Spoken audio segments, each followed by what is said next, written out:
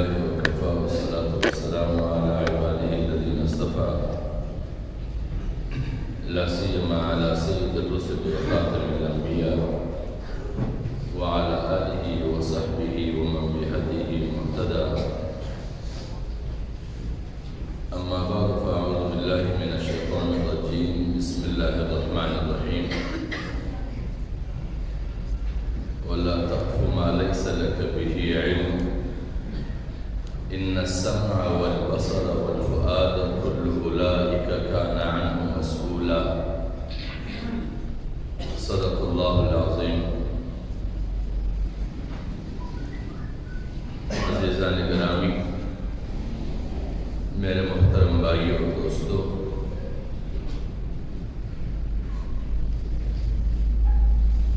اللہ تبارک و تعالی نے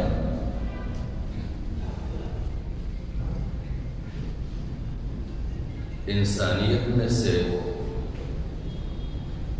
اس طبقے کے لیے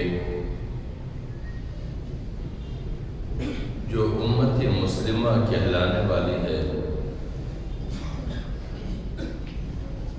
اس کی تعلیم و تربیت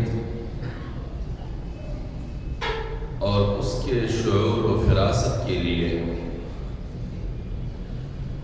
انبیاء کرام کا بعثت فرمایا ہے،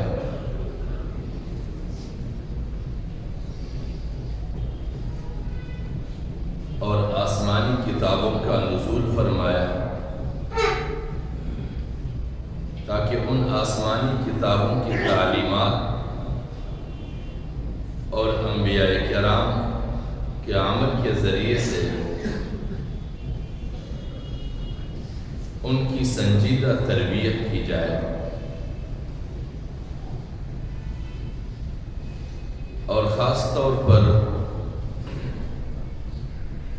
انبیاء کرام کے متبعین میں سے وہ طبقہ جو حضور نبی اکرم صلی اللہ علیہ وسلم کو آخری نبی مانتے ہیں اور آخری رسول مانتے ہیں، ان کے لیے حضور نبی اکرم صلی اللہ علیہ وسلم کی حیات مبارکہ انتہائی اہمیت کا حامل ہے، اور ان کی زندگی کے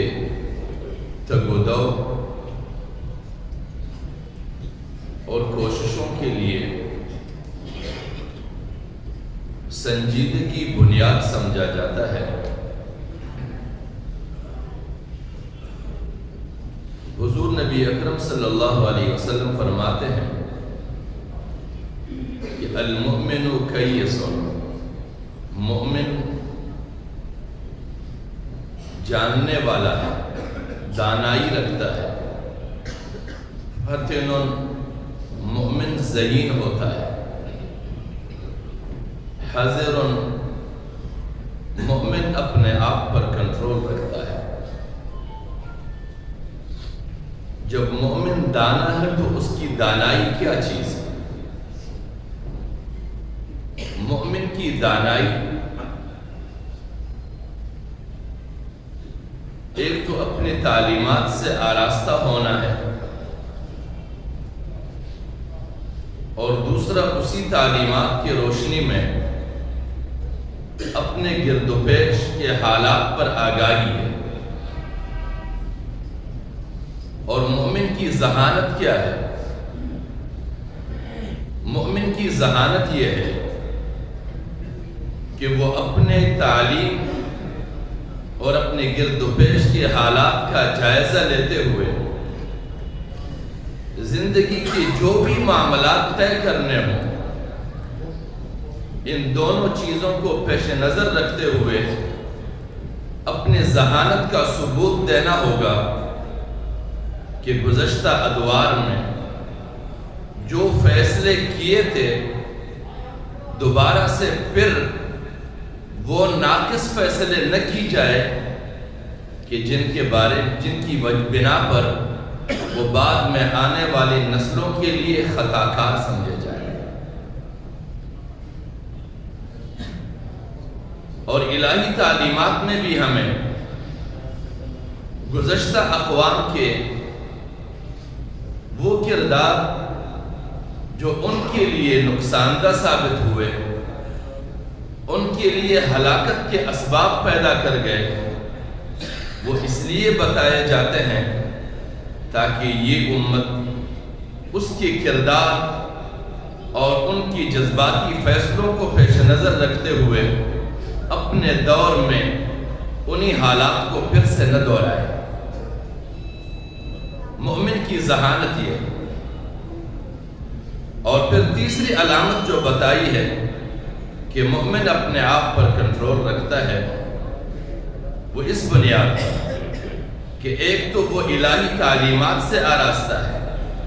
اپنے گرد و پیش کے حالات اور واقعات سے باخبر اور آگاہ ہے، ذہانت اس کے پاس ہے،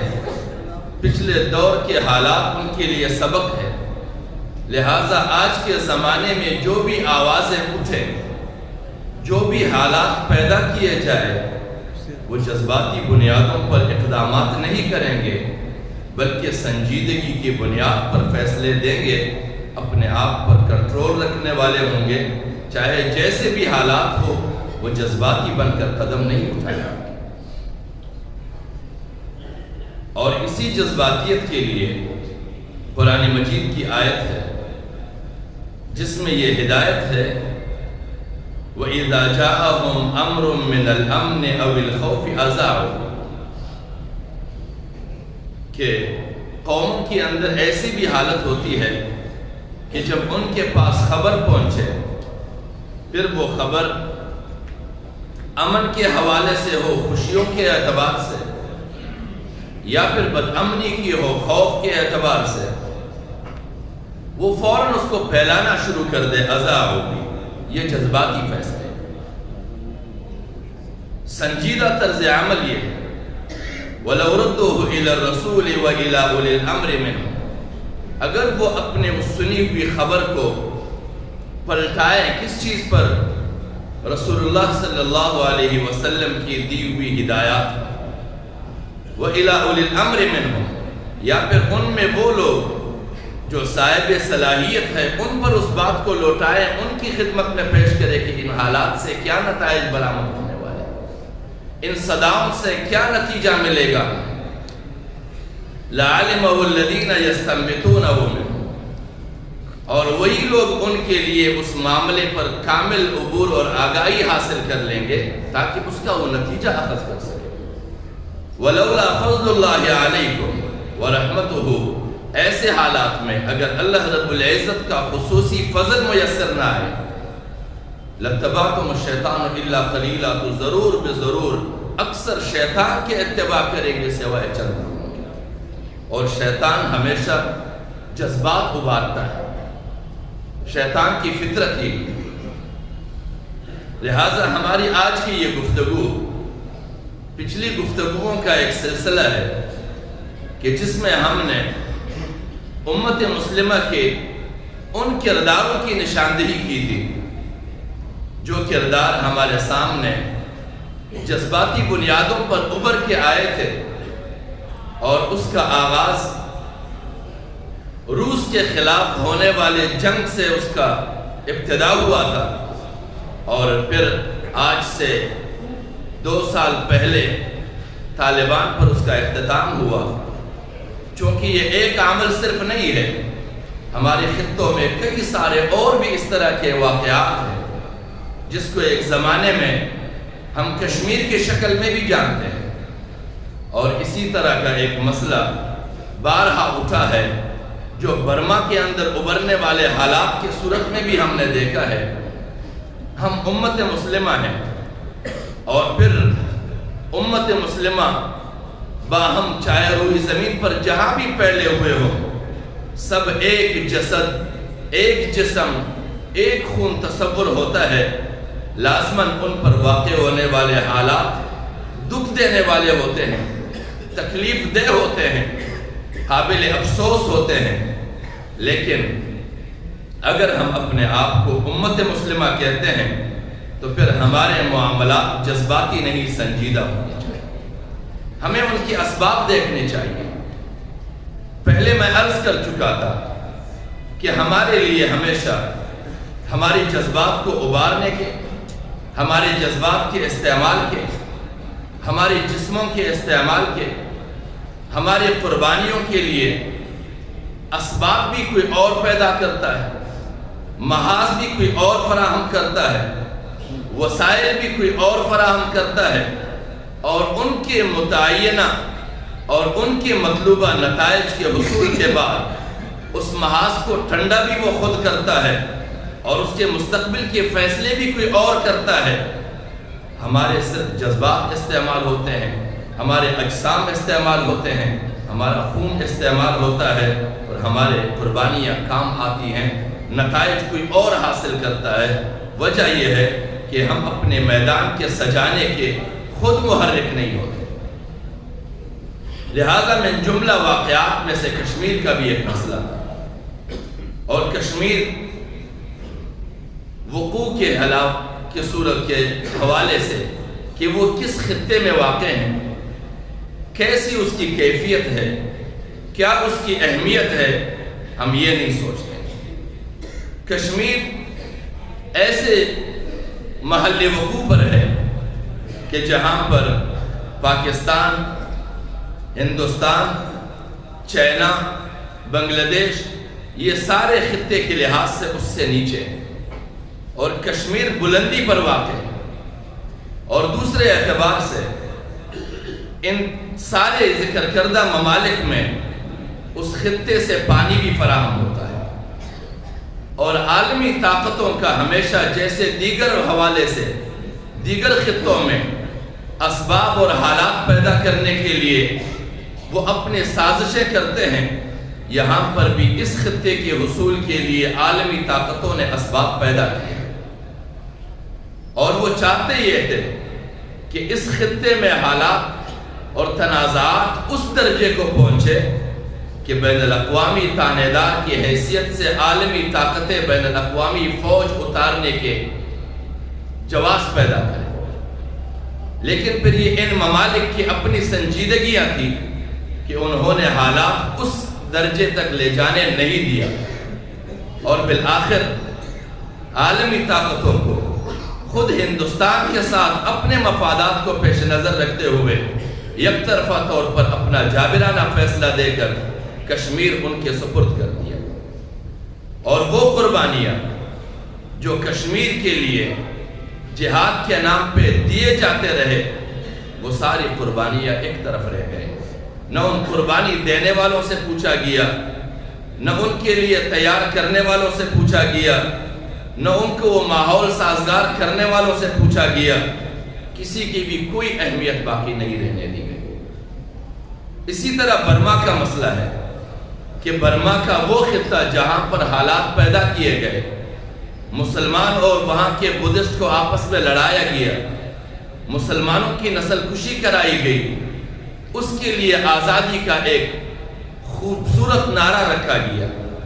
اور ایسے خطے کی آزادی کے لیے کہ وہ خود برما اور بنگلہ دیش دونوں کے لیے، وہ خطہ دونوں ہی ممالک کے پاس ہے، وہ خطہ جو اراکان کہتا ہے اس کو، اراکان کا کچھ حصہ برما کے پاس اور کچھ بنگلہ دیش کے پاس ہے، اور وہ اتنا زرخیز خطہ کہ دونوں ممالک کے پاس موجود وہ خطہ ان کی سالانہ معاشی 30 سے 35% ضرورتیں پوری کرتا ہے، اور ایسے خطوں کے اندر آزادی کی تحریکیں ابار کر ان ممالک کے معدے پہ ہاتھ ڈالنے کے مترادف، لہذا وہاں پر برسر اقتدار طبقے کا رد عمل ظاہر ہوا، اور اس رد عمل میں مسلمانوں کی نسل کشی کرائی گئی۔ نہ بنگلہ دیش نے ان کے لیے کوئی سہارے کے اسباب پیدا کیے، اور نہ کسی اور نے ان کے لیے پیدا کیے، سوائے اس کے کہ صرف مسلمانوں کی نسل کشی وہاں کرائی گئی،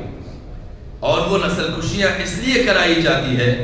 کہ وہاں پر حالات اس درجے تک آزادی اور جہاد کے نام پہ پہنچائے جائے کہ پھر سے عالمی طاقتیں بین الاقوامی امن فوج وہاں اتار کر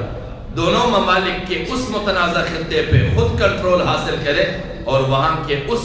معاشی اسباب سے وہ خود مستفید ہو، اور ان ممالک کو مجبور بنا کر ان سے پھر مزید آگے کے لیے اپنے منصوبوں پر عمل درآمد کروایا جا سکے۔ لہٰذا ہمارے خطوں میں روئی زمین پر جہاں بھی مسلمان جن جن ناموں سے استعمال ہو رہے ہیں، جذبات کو ایک طرف رکھ کر وہاں کے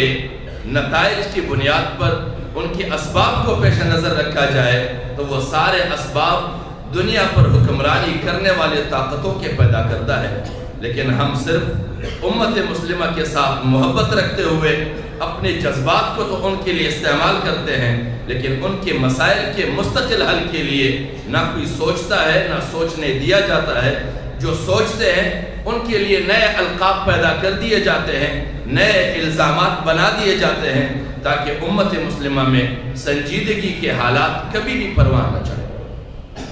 لہٰذا ہمیں ہمیشہ کے لیے